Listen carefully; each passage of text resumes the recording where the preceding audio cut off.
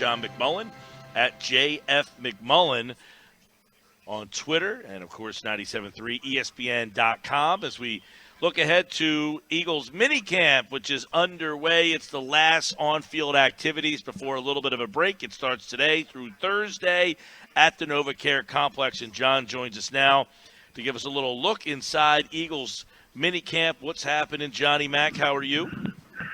I'm doing well, but just to warn you, I'm the one with the wind problem today. It's very windy. Oh, I got plenty of wind here on the beach here in Ocean City. But, all right, let's dive into a couple of things, starting with one of the things that you wrote at 97.3 ESPN.com.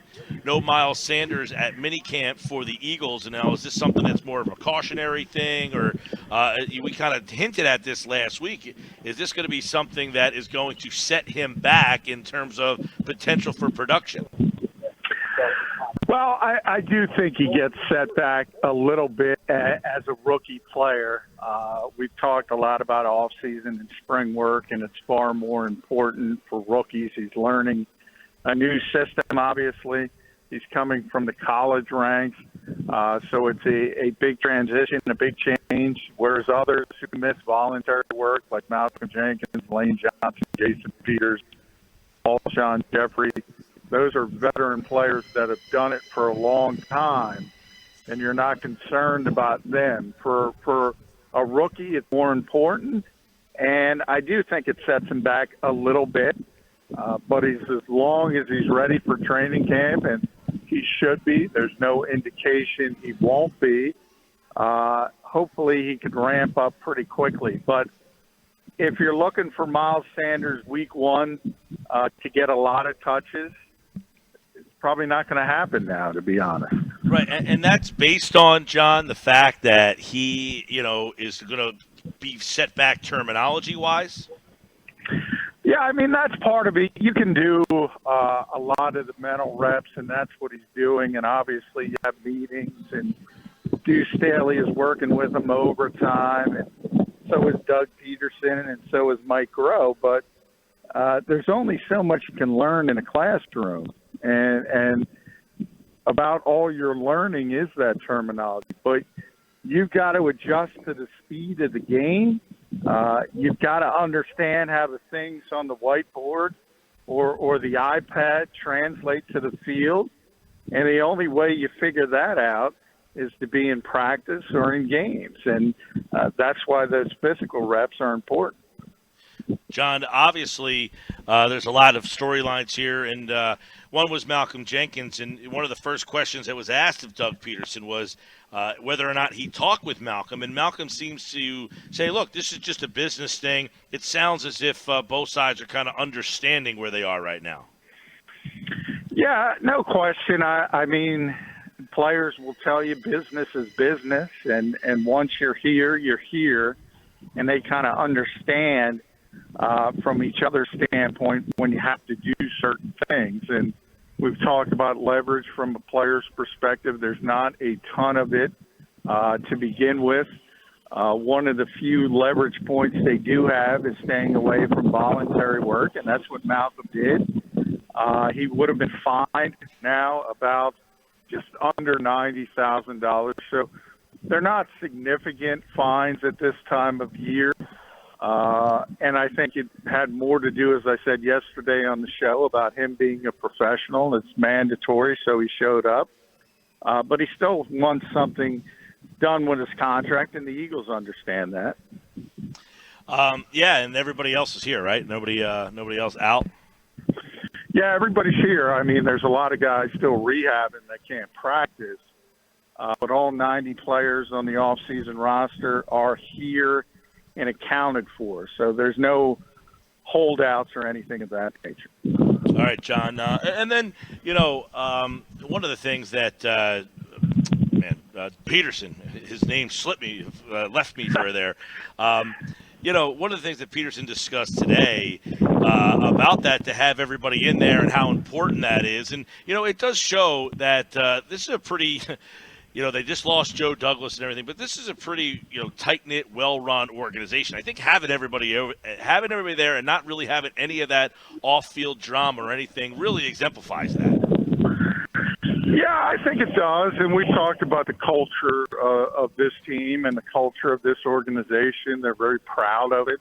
They think it's a strength of the team. I don't necessarily disagree with that.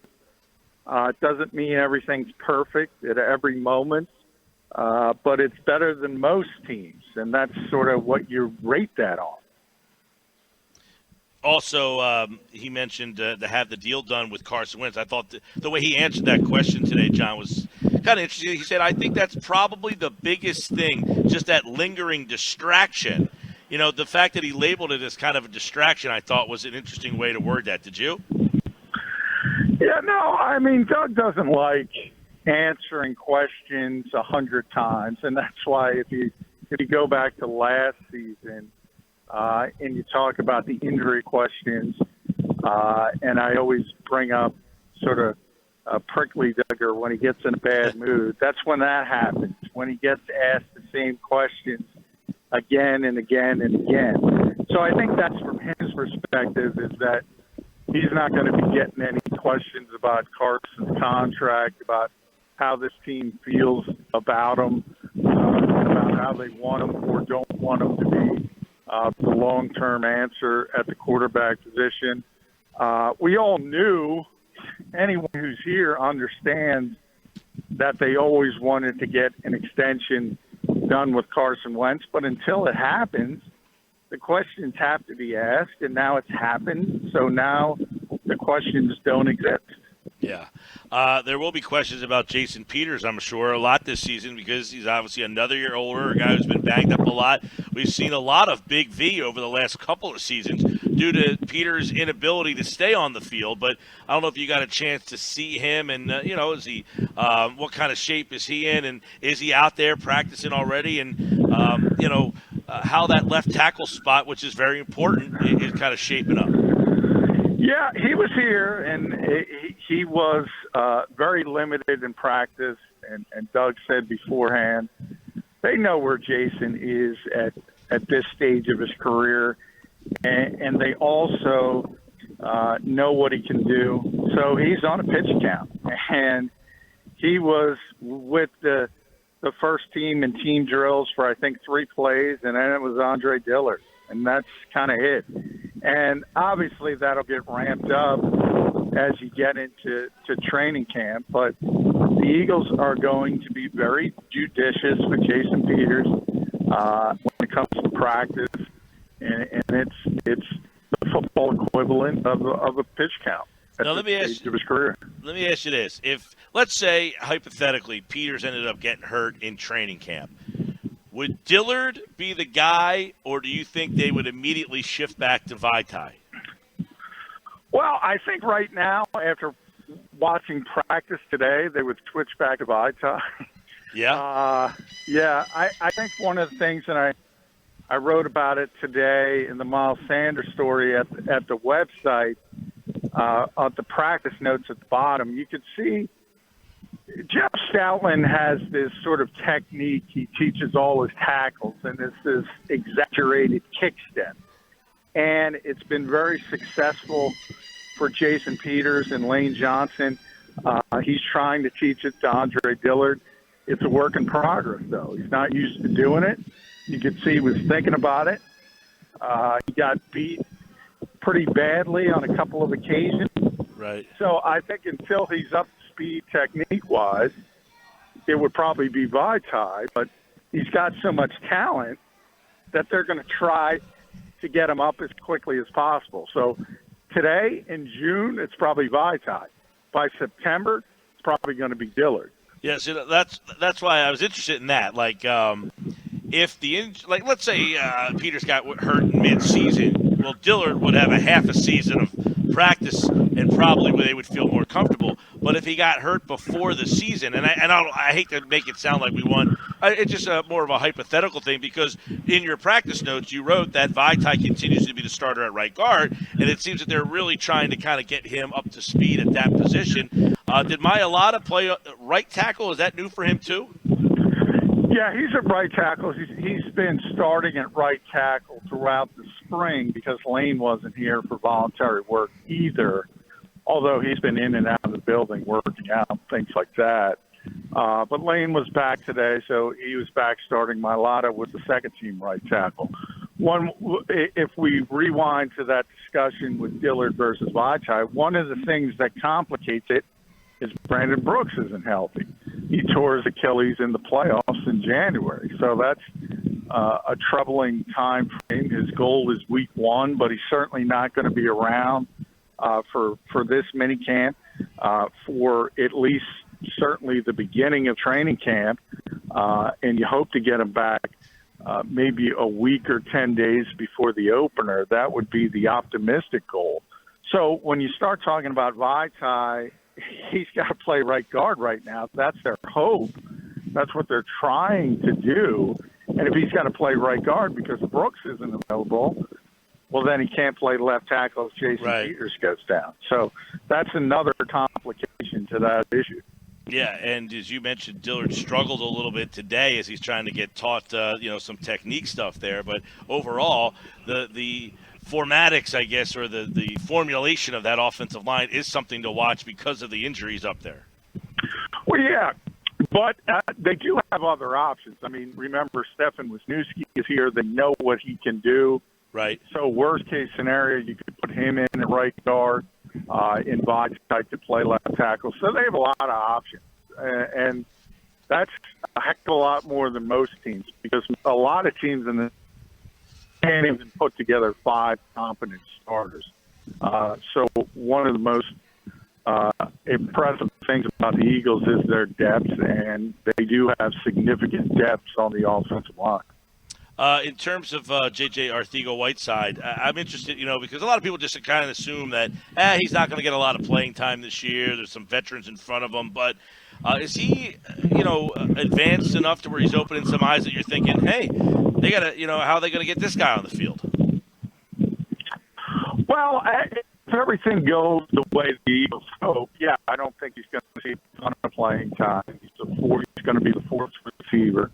And if you kind of look back to last season, that would have been Jordan Matthews' role. So you got a little bit of playing time, but not a ton of snaps. So it kind of limits how effective you can be. But that's how they'll mix them in to begin with. And then this is the NFL. I mean, there's going to be injuries at some point. If there's one significant injury at the wide receiver position, well, all of a sudden, even if it's a hamstring for a couple weeks, then Arcega-Whiteside's going to be seeing a lot of playing time. So that kind of stuff can change rapidly. Yeah. And he looked very good again today, made a number of plays. But if you're looking at how it's penciled in and how the Eagles want it to unfold, they sort of want to start them off slowly in that fourth wide receiver role. But if they need him, obviously that gets ramped up. Well, and I asked that question because I know in years past we would talk about Pumphrey, he just looks like he's so small, and you could kind of tell that which guys were just not going to be ready to contribute as their first year, that they were really there, to learn and kind of just get their NFL feet under them. And that's why I wonder if a guy like him he's been more impressive than I thought he would be at this stage of where we are. Yeah, I mean, it's always it's interesting because we got to talk to the assistant coaches yesterday, and Jeff Stoutland is always an interesting guy. And he's talking about Jordan Mailata, and he said, in a best case scenario, we would treat everybody like Jordan Mailata, who obviously, what he was saying, he came from Australian rugby, never played organized football before. He was literally started at square one. He did nothing, and you just build him up from there. Right. All rookies need to be taught things to play in the NFL, even the best ones. Yeah, all coaches wish it was like 30 years ago. Yeah, and that's the point. Now, there's more talented guys that can overcome some of the technique issues, some of the learning curve issues, just from their athleticism and their ability that they're that much better than other people at their particular positions. But from a learning standpoint, from teaching scheme and technique and things like that, all rookies needed to learn a lot of things. You wrote about it at 97.3 ESPN.com, the Eagles' murky linebacking situation. I know Paul Warlow's name was brought up a bunch today to Doug Peterson, but handicap that spot for us as you see it right now at minicamp. Well, that's an interesting one because the Eagles have sort of morphed and no longer even paid lip service to the old school mentality of base defense. Now the nickel is their base defense, so it's only going to be two linebackers. One of them is simple, and that's Nigel Bradham. The problem is Nigel hasn't been able to practice to this point. He's still coming back from his own surgery, so it's been Nate Gary and Camus Brugier-Hill, and it's really between those two guys probably to be that second nickel linebacker, which has been the Jordan Hicks role. John, you got special teams stuff too, and Doug was asked about Deshaun Jackson and if he was going to be used as a punt returner. I think that's another interesting spot. He probably not going to be the main guy, but could you envision seeing him getting some reps back there? Yeah, he is. He wants to do it. The coaches want him to do it. Certainly Dave Fipp wants him to do it. The problem is you can't make him the punt returner. He does too much on offense. So there are times, and you think about the type of player he is, he's a deep threat. So if it's, say, 3rd and 10, and you're running Deshaun Jackson on a go route or something of that nature, he's got to cut his game at times. If things flip quickly and you're getting it back on a punt return. So they're going to be very observant of what he's been doing in the game. And they called it high leverage situation. If there's a high leverage situation and you need a big punt return, they're probably going to put Deshaun Jackson back there. Kind of similar to his return in the Giant game, right? Exactly. That moment so right there. If you need a big return in the fourth quarter, he's going to be out there. But he's not necessarily going to be returning a run-of-the-mill punt after a 3-and-out in the first quarter. Right. And I thought last year the conversation a lot was your Super Bowl champions, how's it different, how's it feel? They're 2 years removed from that. Is that something that's almost like a breath of fresh air? Well, I don't know. They want to win, so I don't know if it's breath of fresh air. I think the breath of fresh air is not having the short off season, which I think everybody's in awe of the Patriots, even here, because they do it every year. I mean, they have these deep playoff runs every single year. And the grind on the players and the body to go deep into the playoffs, that's real. And you come back with a short off season. One of the big issues for the Eagles last year was the guys who were hurt, rehabbing, they had a short off season. They weren't completely healthy for week one. So they've enjoyed that part of it. But if you want to be consistent and you want to win consistently like the Patriots, you got to find a way to overcome that. Yeah. Yeah, and that's kind of, obviously everybody wants that winning feeling. It's just the fact that they had more time off this offseason. Is it apparent that, that the guys have that feeling of, we had a little bit more time off, that kind of stuff, which, is very difficult to comprehend how the Patriots do it every single year where they have that extra time, because it was such a narrative of last season and their struggles, at least the first half of the year. Yeah, I mean, even from a media standpoint, I mean, we're like dragging last year, and the fact that you continue to go and there's no off time and the grind. So, yeah, I think everybody looks at New England and says, how do they do it? How do they do it year after year after year? And teams like the Eagles, who did it one year, I think they garner more respect for it because now they know how difficult it is. Well, minicamp continues this week. We'll have more coverage at 97.3, ESPN.com, at JF McMullen for more on the Eagles as this is the final week. Minicamp ends on Thursday, and then the Eagles are off until August, or I guess late July. Their first preseason game, August the 8th, is when that all kicks off. John McMullen, every day, football at 4. Thanks, pal. All right. Thanks, Mike.